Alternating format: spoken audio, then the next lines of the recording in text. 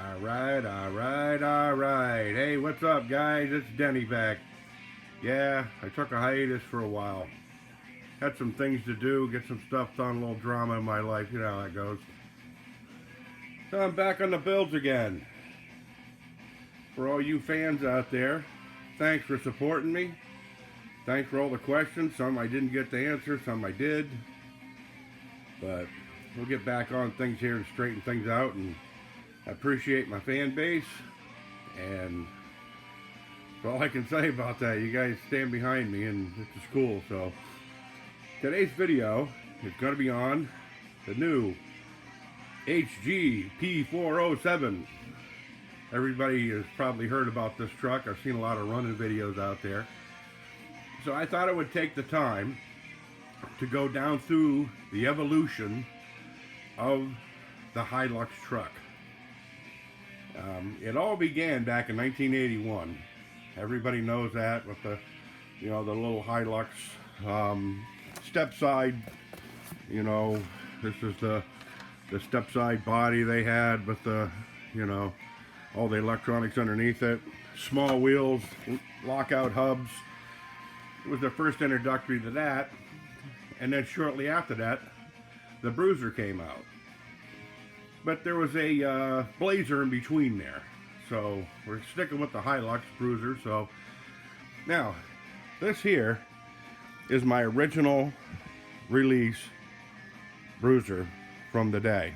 Okay, I still run this thing. There's probably 1,000 miles on this thing in real miles. I ran tires out and everything else with it. I've changed the motor from a 750, which everybody, if they know what that is, it's just gigantic can motor right here. 750. It was huge. Had a lot of power. Took a lot of battery power though too to run it. So I cut mine down to a 540. Little Tamiya motor there. Put that in there. Everything was cool. And so the evolution of the frame, a lot of the stuff is still the same from the early release, from this right to that. The hgp407. Now, we'll get to some copyright laws and stuff here, because I did a lot of research on this truck before I bought it. And I know there's a lot of people out there that have reservations over, what's right and wrong in the copyright world today. I mean, we don't have a problem with downloading music and all that stuff all through the years. Yeah, when somebody come out with the bruiser replica, it seems like there's a lot of haters out there. But anyways, getting back to this, okay, this is the first release. Then they had the Mountaineer, which was basically the same truck, except the body was a little different. They get rid of the cap and small changes in it, not many. Then they went to the high lift Hilux, which there's still tons and tons and tons of parts out there for these bodies and everything from Tamiya. I didn't like the truck because it had the plastic axles, and it just wasn't the original bruiser, as it went on. And then they come out with the re-release, okay, which is this one here. This is the re-release one that had the new transmission, the upgraded axles, and some different changes in there. Now, I'm going to tell you right now, the reason that I bought this one, okay, this is the brand new hgp407. I was going to buy a new bruiser, okay. Now, I paid almost $600 for this one back in 1985. I mean, you practically had to rob, steal, beg, bum, borrow just for a hobby. It was ridiculous, But it was cool. I wanted it, and I got it. And all through the years, I've collected several of those early edition, first release bruisers. Now, this one here, I got this for $229 on eBay. Actually, I bought two of them. I bought a white one and a black one. It is the carbon copy of the re-release bruiser that they're trying to get a G note out of online right now. It's $1,065 for a re-release bruiser right now. So I thought I would go through some of the differences of the hgp407 compared to, you know, the bruisers through the years. The first thing I noticed was the tires are pretty soft. They're nice and squishy, you know. They got a little nice pliable rubber to them. This is the early tire. This was it was like a stiff, hard rubber that didn't do anything. You know, it wouldn't climb, it just spun on everything. And the only thing this thing was good on was carpet, believe it or not. And another difference I noticed between the new release and the early edition, all the Tamiya tires that had the TerraTread pattern in them, they have a, hold on here, I know they have a all-terrain utility or something in the side of them. You can barely read it. I'm going to try to find it here, see if I can get it on camera for you.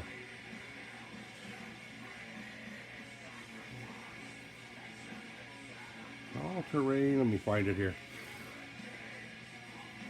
A flashlight here so I can put some light on it for you guys, because I can barely see it.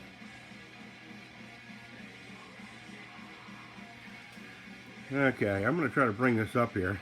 As you can see, it says all traction utility. This is on the original bruiser tires, okay? And like I say, these are the real stiff ones and all that. They're okay. Back in the day, they were cool. And well, these here, I think, are more of a, you know, they're really soft. Kind of nice, you know. And, you know, you can feel the air coming in and out of them, so they're not going to be bouncy. And now when I got this, there are some issues with these things, all right? This one here, it came right with, you know, the big 1500 milliamp LiPo polymer battery, 7.4 volt. It came with a charger, kind of like a cheap balance charger. You know, I don't know how long it takes for this to do, but I got a nice professional charger. And it comes with a bag full of goodies. Okay, you'll see there's windshield wiper blades in there, pretty much like the RC full-wheel drive version. And you'll notice here too, for those who are putting the kit together, there's small little spacers in this bag here that you can put on your transmission shaft to keep it from, you know, in each gear, you know. And which I had to pretty much use that on my first one because I did not have a 3-channel radio. Back then they were crazy money, and the only ones that I could find were the aircraft versions. So now getting back to some of the issues on these things, mine came with no headlight cover on one side, you know. Hey, it must have fell out during the process. But, you know, all through the years I bought extra parts from, you know, these are Tamiya, they got the amber and the clear lenses, so I'm not worried about the headlight, you know. I can replace that. As far as the radio goes, you know, it's kind of a cheap radio. You know, Hungan, I think, is the name on the radio. So technically, I really don't know who actually makes this truck, but I do know by looking at the body on it, all the original bodies have a mold line here on both sides. You know, all the mold lines are exactly like the Tamiya bodies. Even the RC four-wheel drive ones have the same exact mold lines on them. So apparently these here were kicked out of the same factory that Tamiya has built their stuff on. Now, if anybody knows anything about manufacturing, if you or I have an idea and we get together and say, hey, you know, we're going to build this product, and we decide, okay, now what do? We can't do it in our garage or our front yard or our basement. You have to go to a manufacturing plant to do it. And when you do that, they expect so many pieces in a contract to do. Now, Tamiya, over the years, I understand they invested a lot of money, a lot of time in this awesome idea. But over time, you know, the ideas get old. There is no such thing as copyright laws in China. And apparently, if this plant was in China, from what I read online, this thing here came down the same exact assembly line as this one and that one.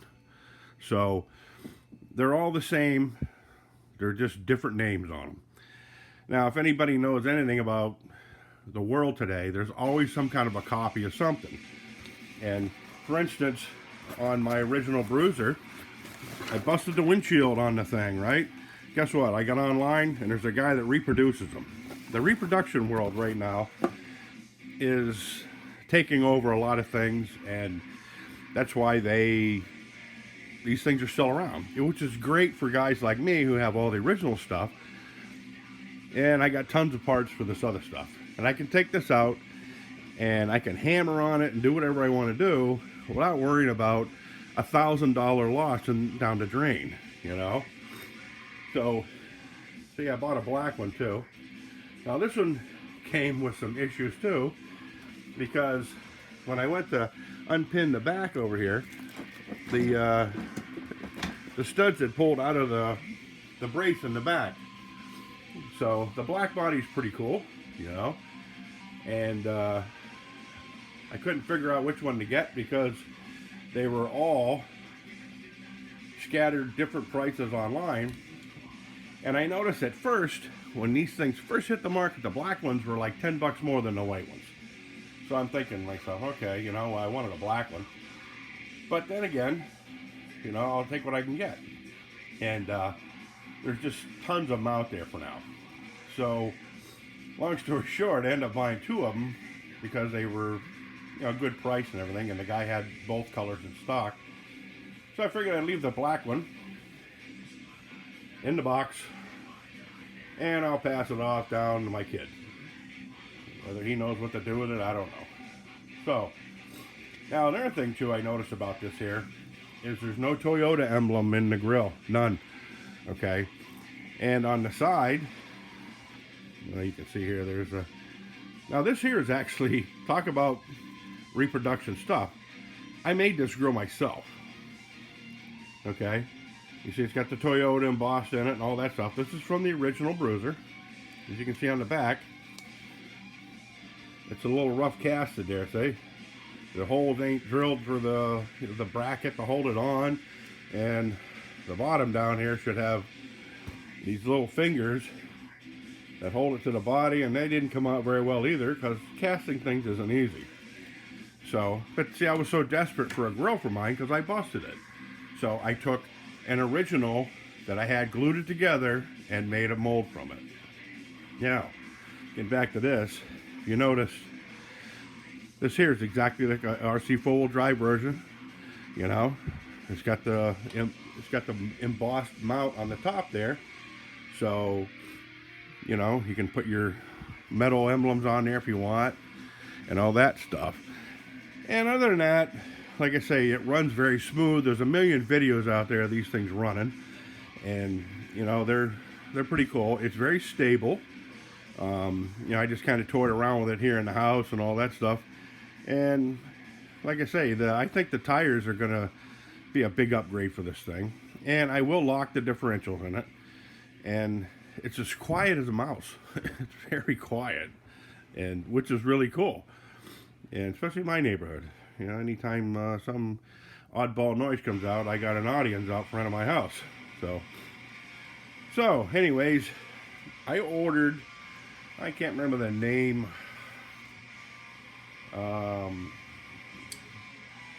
something Extra Speed makes a motor, transmission, and transfer case setup.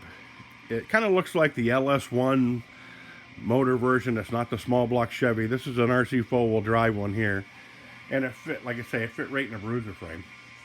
And I got one of them coming. I'm going to toy with some of the extra stuff I got. And you know, like I say, I got you know, extra frames and all the stuff I bought. Seriously, I got like boxes of this stuff, boxes of it. And it was just kind of like a winter thing to, you know, hobby, and that's what it is. And guess what? Winters are coming, and I'm back on the build. Now, for all you guys out there who are wondering what happened to my charger, it's still in the larva stage. My bubble top, it's in the back of my truck, and it's not that I lost interest in it. I just had some things going on in my life, and man, you know, you sit and look at stuff like that and you want to unwind, but you just don't have the time. So as you can see, kind of on the wayside over there, I got some pieces parts in the background, and you'll see the the Hemi that I got for the Charger right there, and I'm going to put that Leopard motor inside it and then finish it up and go from there. So I'll be back on that build too, and there'll be a bunch of new videos coming out. And I want to give a shout out to one of the guys I work with. When I was doing videos and stuff, he was he's very supportive to my hobby. So he's doing one now, and it's Dave Gass.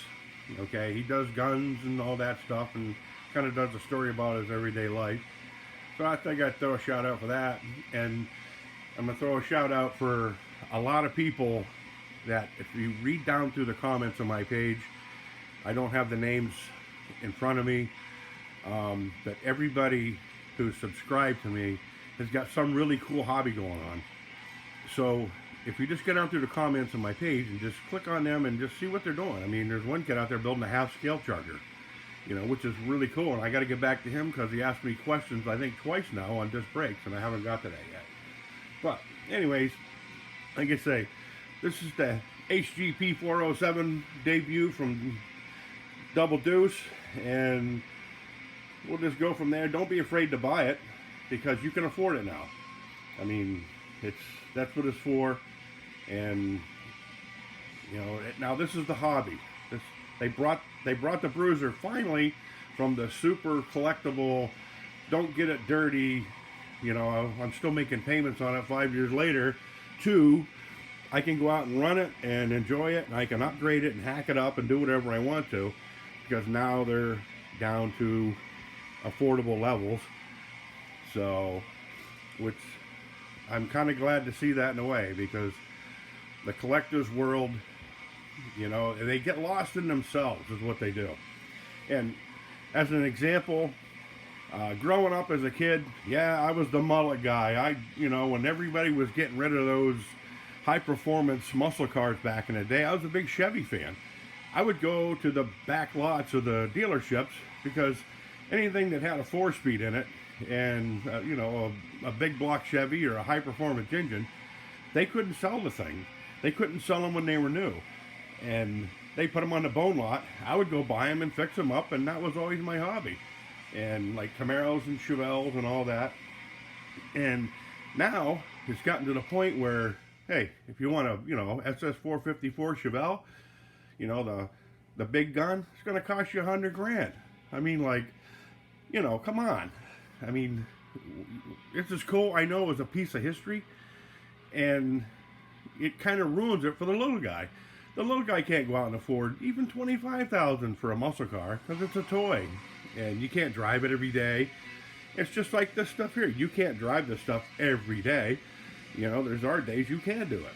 So, which brings it to the collectible. So, my question is, being that if we look at the market, because right now you can buy an aftermarket 70 Chevelle body and build your own car. You can buy a Camaro body. You can buy a Mustang body. You can buy a lot of stuff out there for just about any make car, Dodge, Ford, Chevy, Chrysler, whatever.